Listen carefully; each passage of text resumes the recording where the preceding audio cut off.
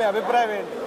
పవన్ కళ్యాణ్ ఆయన సినిమాల్లో డైలాగులు చెప్పి జనాల మధ్యకి చేరి ఇంకొక రకంగా ఏదో రెచ్చిపోయేటట్టుగా చేసుకోకుండా ఆయనకు ఆలోచన ఉంది. జగన్కి ఏదో సేవ చేయాలని ఇప్పుడు ఒక సినిమా తీశాడు. ఆ సినిమాలో ఎప్పుడైనా వెంటనే ఏదన్నా అన్యాయం జరిగితే అక్కడికి వచ్చి నిలదీసి అడుగుతాననే మాట ఇప్పుడు క్రియాపూర్వకంగా చూపించట్లేదు. జనాలకు తెలుస్తానే ఉంది. ఆయన మనస్సాక్షికి ఆయనకి తెలియాలి. ఇప్పుడు తెలంగాణలో కూడా పోటీ చేస్తా అంటున్నారు. పోటీ చేస్తే ఎంత ప్రభావం చూపించింది అనుకుంటున్నారు? ఈ ఎలుకలు కొరికిన గ్రాపులు, చినిగిన జీన్ ప్యాంట్లు, ఎగిరెగిరి గంతులేసే వాళ్ళందరూ ఆయన పరంగా కూడా అభిమానాన్ని చూపించే వాళ్ళు ఉంటారు. కానీ అక్కడ ఇక్కడ ఎందుకు అనవసరంగా నువ్వు ఉన్న స్థానంలోనే నువ్వు ఉన్నటువంటి నియోజకవర్గమే కాదు 10 మంది నియోజకవర్గాలను కూడా ఉద్ధరించే తరహాలో లాంటి ఆలోచన మంచి జ్ఞానంతో వెలుగొందు.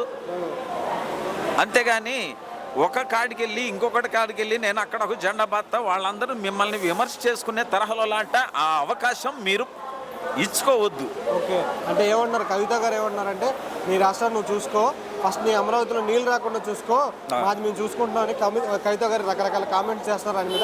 దాని మీద మీ అభిప్రాయం ఏంటి?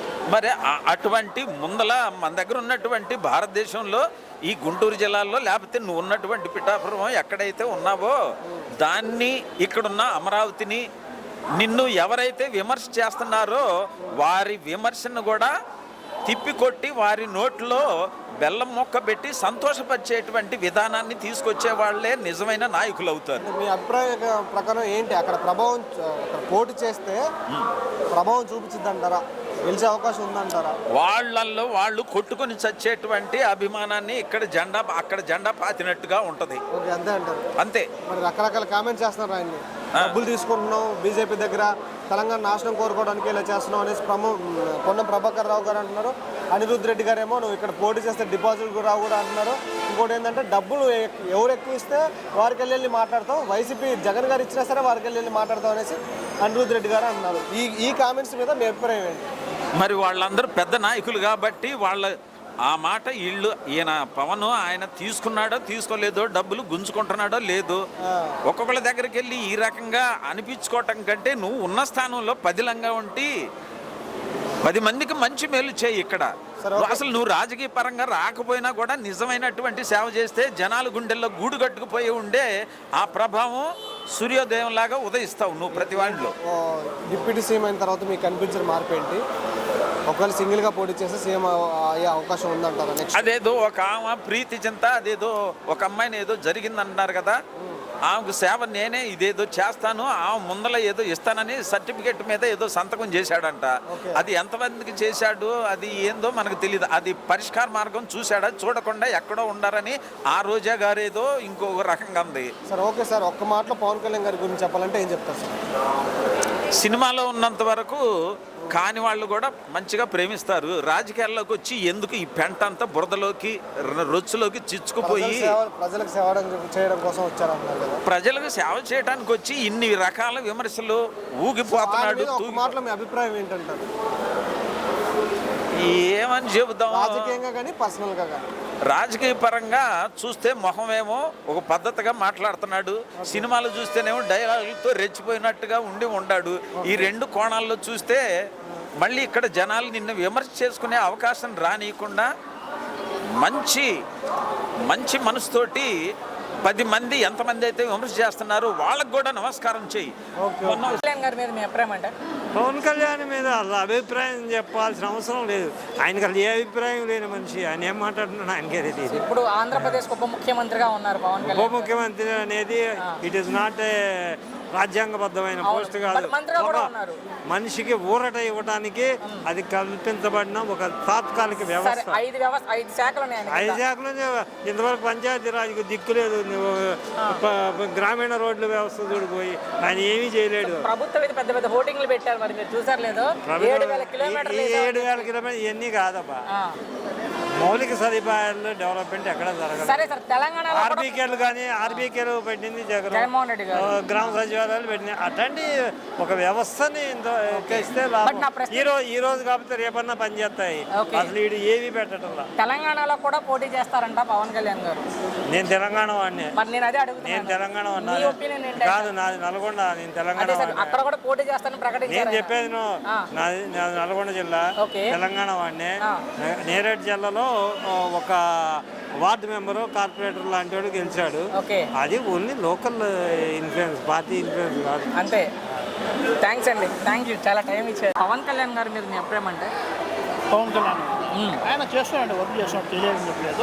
ఓకే. ఆయన కూడా బాగానే చేస్తున్నాడు. అంటే ఇప్పుడు ఆయన డిప్యూటీ సీఎంగా ఉన్న రాష్ట్రానికి ఉప ముఖ్యమంత్రిగా ఆయన పనితీరు మీకు ఎలా అనిపించింది? బాగానే వచ్చిందండి.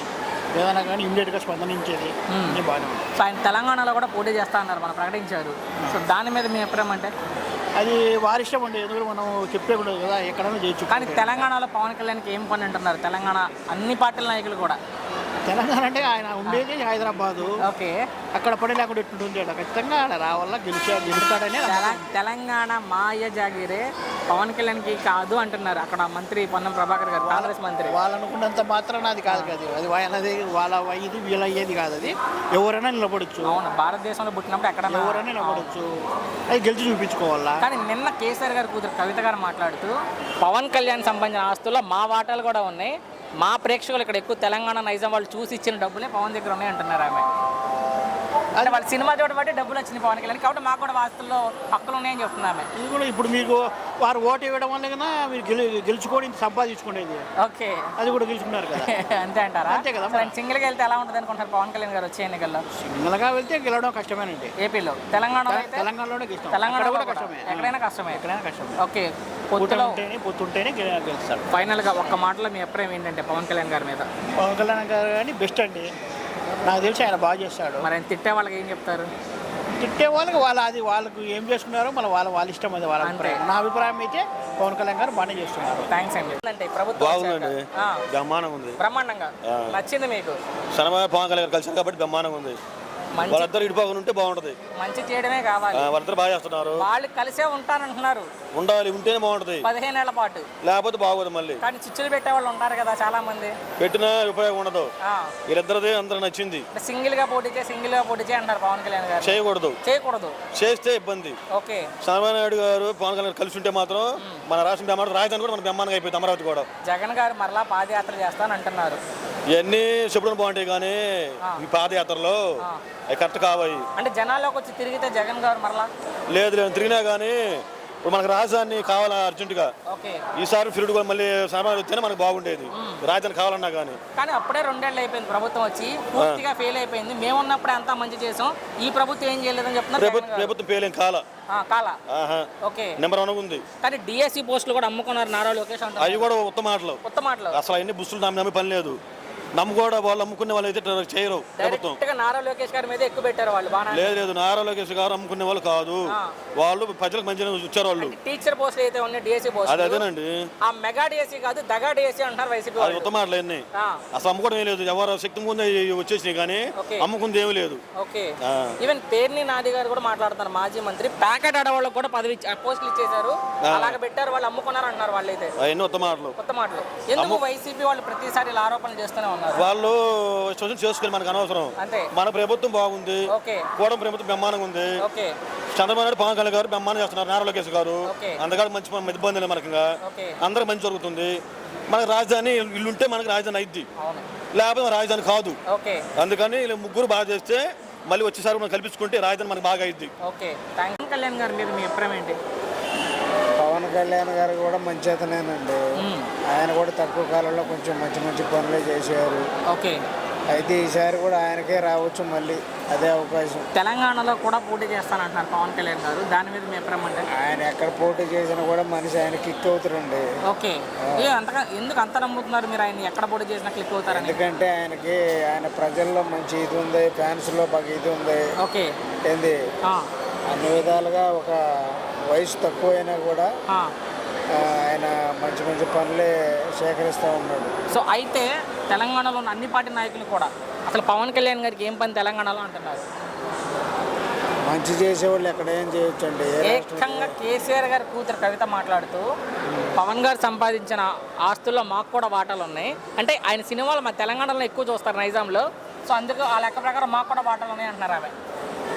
వాళ్ళకి ఎట్లా ఇస్తారండి వాటాలు? వాళ్ళ జనాలు ఎక్కువ చూసారంట, తెలంగాణ జనాలు ఆయన సినిమాలని, వాళ్ళ మీద డబ్బులు తీసుకున్నారంట టికెట్ల ద్వారా. మనం బతకడానికి వేరే ఊరు వెళ్ళివ్వండి, ఓకే వెళ్ళినప్పుడు వాళ్ళకు కూడా వాటా కావాలంటే అది ఎట్లా? అది ఒకవేళ సింగిల్ గా పోటీ చేస్తే పవన్ కళ్యాణ్ గారు గెలిచే అవకాశం గెలుస్తారండి, గెలుస్తారు. అందులో తిరుగులేదు. చివరిగా పవన్ కళ్యాణ్ గారిని తిట్టే వాళ్ళకి ఏం చెప్తారు?